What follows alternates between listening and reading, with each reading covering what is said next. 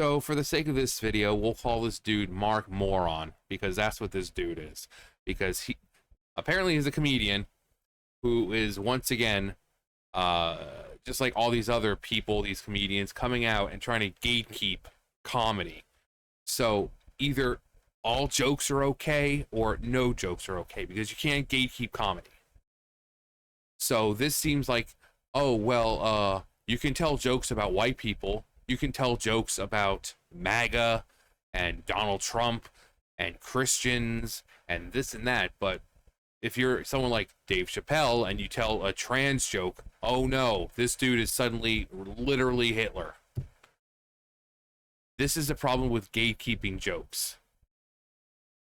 Marc Moron blasts Netflix as Reichflix for choosing Dave Chappelle over gender activists. Fascism is good for business. Comedian Marc Moron is not known for pulling punches, but his latest remarks about Netflix's handling of Dave Chappelle's controversial stand-up specials may be some of the sharpest and most ridiculous yet. Appearing on Pod Save America this past weekend, Moron accused the streaming giant of abandoning all pretense of ethics in favor of protecting its bottom line.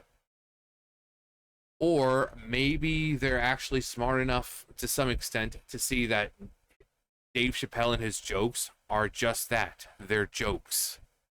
He's not doing it with malicious intent. The dude is fucking black, and he goes after black people all the goddamn time.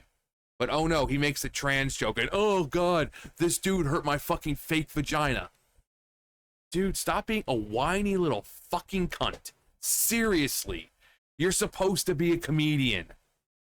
And you're whining about some fucking jokes that Dave Chappelle told. Grow the fuck up. It's like people with dark humor. And then you say something like, oh, you work into your bit about something about like fucking a corpse or something. And then suddenly people get offended. It's like, it doesn't mean you actually want to fuck a corpse. It's a fucking joke. This is why woke bullshit has completely destroyed comedy. Because you're not allowed to be funny anymore. Everyone sticks to what's tame and safe. So you can't make fun of gay people. You can't make fun of black people. Well, you can't make fun of the LGBTQ plus community in general. Pretty much what people stick with are the safe things. White people, MAGA, Donald Trump, Christians. But everything else, oh my god, that's incredibly offensive. When it became clear that the controversy wasn't hurting subscriptions, they just shrugged it off. He went further, delivering a stinging line that has already begun making waves online. Fascism is good for business. In case anyone missed his meaning, Moron nicknamed the streamer Reichflix. It should also be noted that Moron once starred in the Netflix original series Glow, which was canceled by the streamers after its third season. Netflix and Chappelle. I mean, really no need to talk about that here, but obviously we'll read it. But yeah, whenever Dave Chappelle has a special on Netflix, it does large, big, peepee numbers. Some of the largest on the site. Everyone sees Dave Chappelle. He's very funny guy. Very funny, very talented. And it brings in lots and lots of money. Some people will resubscribe to Netflix just for Dave Chappelle. And it's true. I mean, I've like a couple years ago when this thing started, I actually resubscribed to Netflix just to see what all the hubbub was about. Like, oh no, what are they complaining about? And then I watched the special. I'm like, that was fucking hilarious. That's fucking hilarious. Even if he goes after, like, I'm sitting there, even if he goes after like white people or Trump, it's fucking funny. But this dude, this fucking moron, along with other comedians like him, they're the reason comedy is dying. Why people go and look for people like Dave Chappelle, people who don't care about what they say, because comedy is just that. It's fucking comedy. And when you start gatekeeping comedy, then we start to have problems. Go, Stu! No, that was Sam. He was opening the door. He was in the window, and then he wanted to get out, and the door was open enough for him to open it. Like zoinks! Netflix and Chappelle. Back in 2021, Netflix faced employee walkouts and activist campaigns over demands to silence Dave Chappelle over his jokes on gender politics because they're fucking morons. But subscribers kept watching, and Dave Chappelle's specials remain among the platform's biggest hits. For ordinary viewers, it was a clear message that Sam needs to be quiet because he's just in there.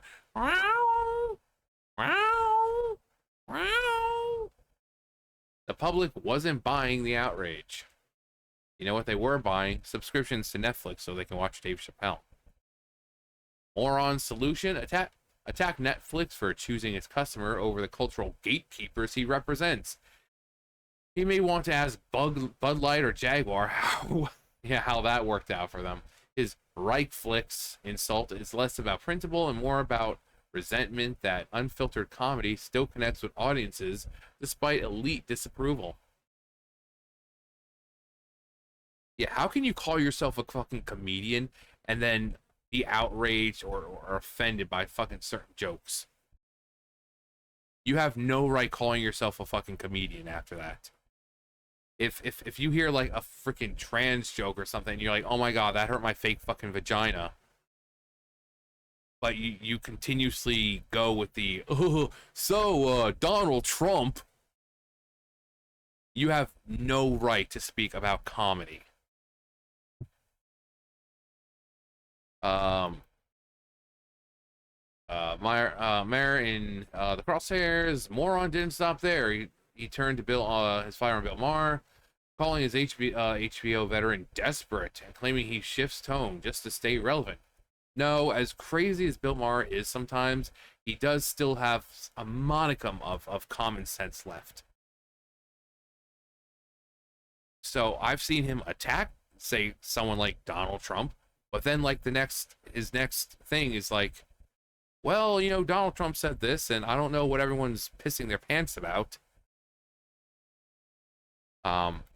He's got good joke writers, Moron admitted, but you can't miss the desperation. He's chasing relevance, and it shows. Oh, the irony. The irony! But Maher's evolution has been obvious to viewers since years.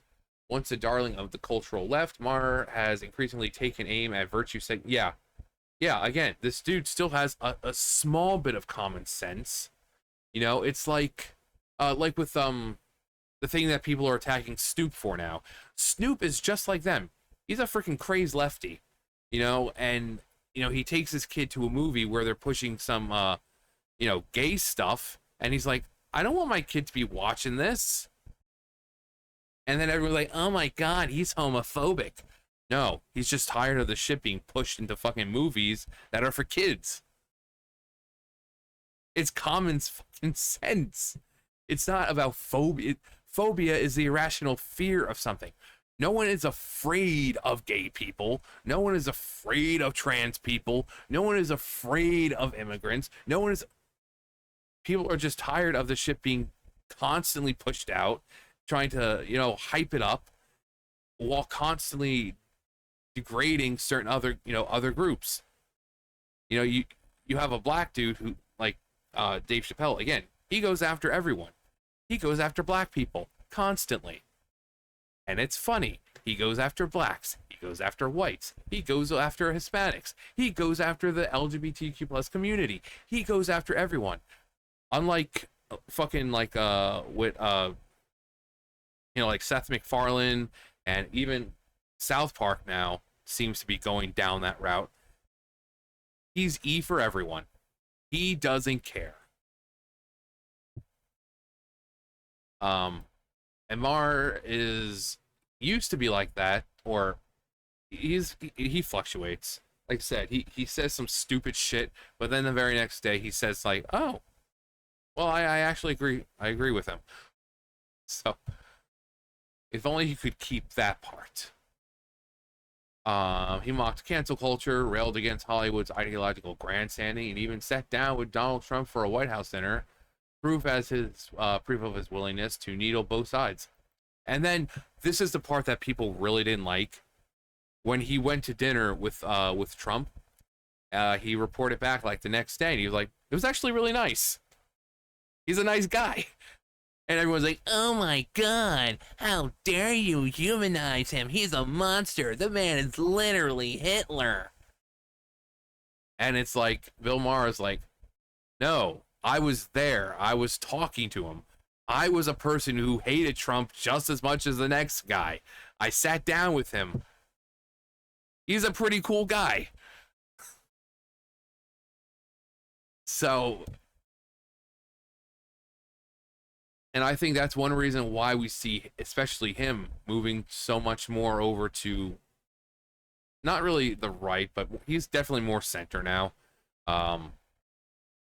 Because he sees that Trump isn't as bad as everyone said. He got to sit down with Trump at dinner, and he's like, "Yeah, he's actually pretty cool. You know, he's a pretty chill guy. We talked about stuff, had a good time. The way he's on when you see him on TV, that's exactly how he is in real life. He's just very chill." And people didn't like that. They don't want that man humanized. The center swing has kept Maron in the spotlight. Actually, that's what I just said. He's more like center now.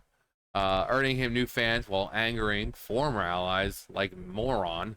The clash between the two comedians isn't just personal. It reflects a wider divide in entertainment, where some are willing to question progressive orthodoxy, while others demand tighter ideological control. The Rogan sphere. Maron also lashed out about what he calls the Rogan sphere, a growing ecosystem of podcasters and comedians like Joe Rogan and Theo Von who reach millions without Hollywood's approval. Oh no. He painted the movement as dangerous. Dude. Yeah, he watches his fucking wife get banged all the goddamn time, I'm sure. This dude is the pinnacle of left bullshit. Sits there, record in hand and dick in the other, watching his wife get railed. Fucking dude gets whining about people like Joe Rogan or other podcasts like that because it reaches millions without Hollywood's approval.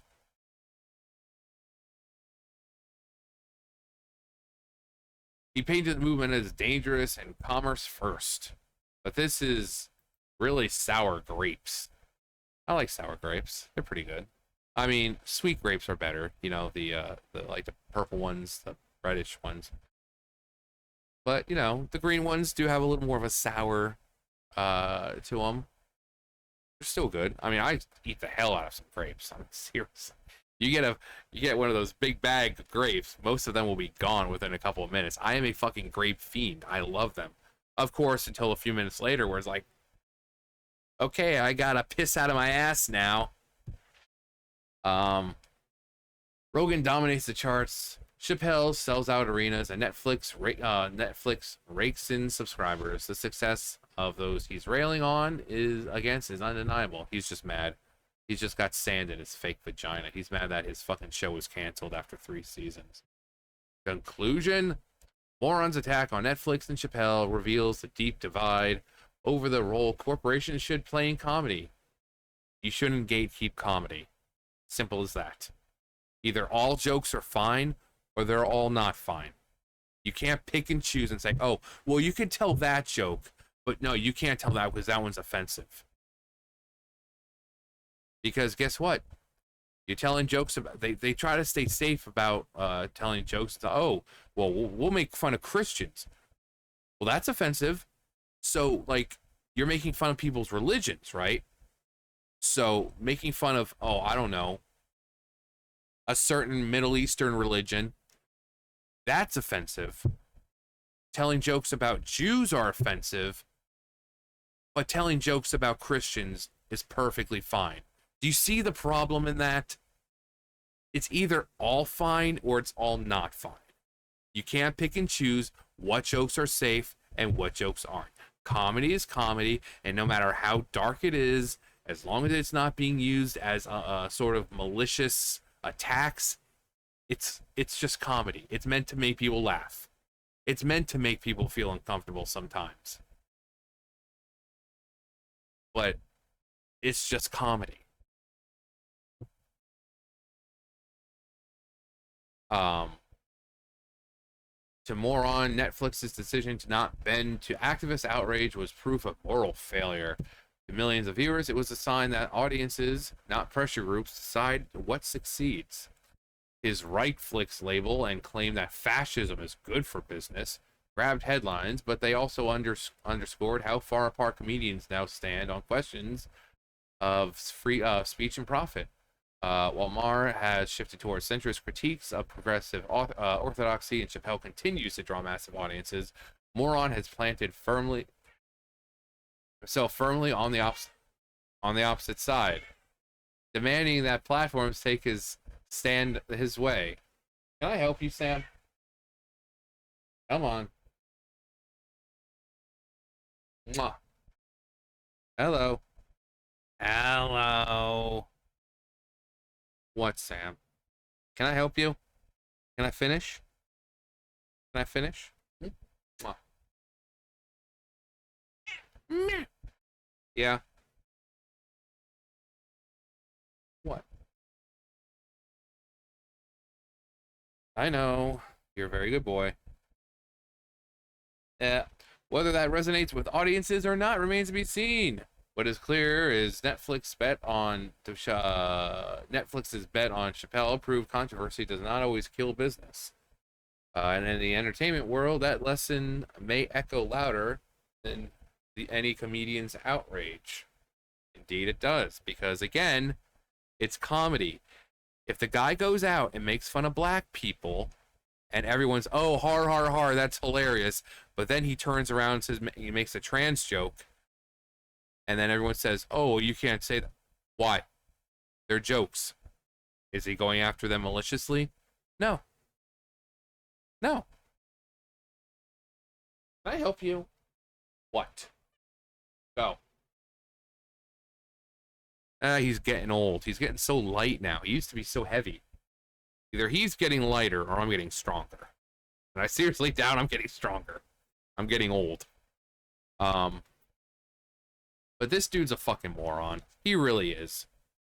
He's just one of those Hollywood morons that are just like, oh, they told a joke. They told a joke I don't like, and he's literally Hitler. He's literally Hitler. Netflix is literally Hitler. Oh my god, literal fascism because he's telling jokes I don't like. All because his fucking botched vagina is fucking oozing pus all the time. But you can't gatekeep comedy. You can't. Again, it's either all fine or not. You don't get to sit there and listen to these jokes and pick and choose which ones are safe to tell and which ones aren't. Don't they say comedy is subjective? You can't dictate to people what they should find funny and what they shouldn't. Again, dark humor. If a guy, again, says something about wanting to fuck a corpse, doesn't mean he actually wants to do it. If it's part of a bit, and the whole purpose is to make those people laugh, but also feel uncomfortable about it, doesn't mean he's going to actually do it. Think of all these left-wing comedians who have told jokes about little kids. But they're just that. They're jokes. Probably. Allegedly. So, this dude getting all hissy-pissy about Netflix leaving Dave Chappelle on, who brings in lots and lots of money for Netflix, I think he's just old and bitter, and he's just, one of those TDS-ridden fucking douchebags in Hollywood, and he wants to sit there and try to say what jokes are fine. And for him, I'm sure it would be, oh, well, you can't tell any jokes about that community. You need to only tell jokes about Trump and white people and Christianity and the safe stuff, because that stuff is funny. Sam, can I help you?